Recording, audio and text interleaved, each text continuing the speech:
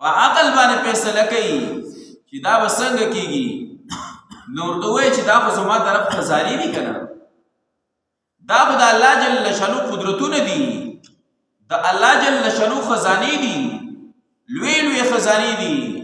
د الله جل شانو په خزانو کې څه کمی نه راځي.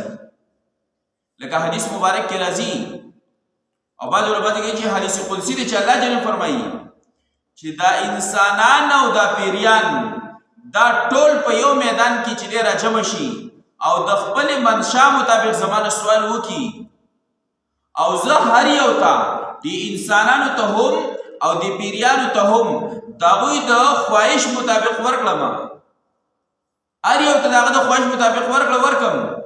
الله جل فرمایي زما په خدای کې دومره کمی نه راځي چې یو سمندر ته د ګنډلې یو ستن ورښکته کړي او دا راوچته کړي په دې سر پسې لږې اوبه نښتي. الله وایي دومره زما په خدای کې ګوره کمی نشي راتلی، زما په قدرتونو کې دومره کمی نشي راتلی، زما په خزانو کې الله وایي کمی نشي راتلی. ګورې د سمندر په دې اوبو کې الله بیا هم کمی راغی، لږ یو ذره اوبه ترې راکمې شوې، والله وایي زما په خزانو کې کمی نه راځي.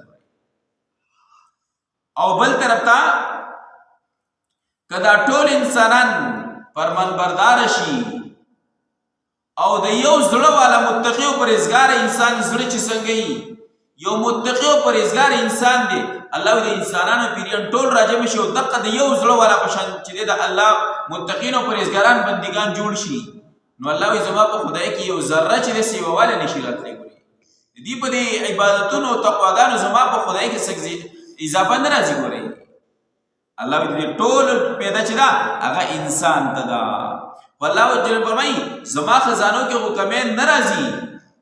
الله چې ورته ووایه که چېرې زما د رب د رحمت دا خزانې ستاسو په اختیار کې وي، نو الله دې به بیا رامنع کړي د خرج کېدو د وجې نه، بیا به نه خرج کولی. که د الله جل شانه د رحمت دا خزانې د انسان په اختیار کې وي، نو الله دې به خرچه نه کولی، چاله به څه نه ورکولی. الله جل شانه ټولو انسانانو له رزق ورکوي، کافر له هم ورکوي، مشرک له هم ورکوي، هندو له هم ورکوي، یهودي له هم ورکوي، نصراني له هم ورکوي. وګوره د مؤمن د برکت یې ورکوي. ښه د مؤمن اصل کې خپل ځان پیژندلی نه دی چې زه څه یم. دا نظام کائنات چې چلیږي دا د مؤمن بنده د برکته چلیږي. لکه حدیث مبارک کې راځي چې په دې مخ د ځمکه یو الله الله ویونکی یعنی یو مؤمن موجودي، دا نظام به چلیږي.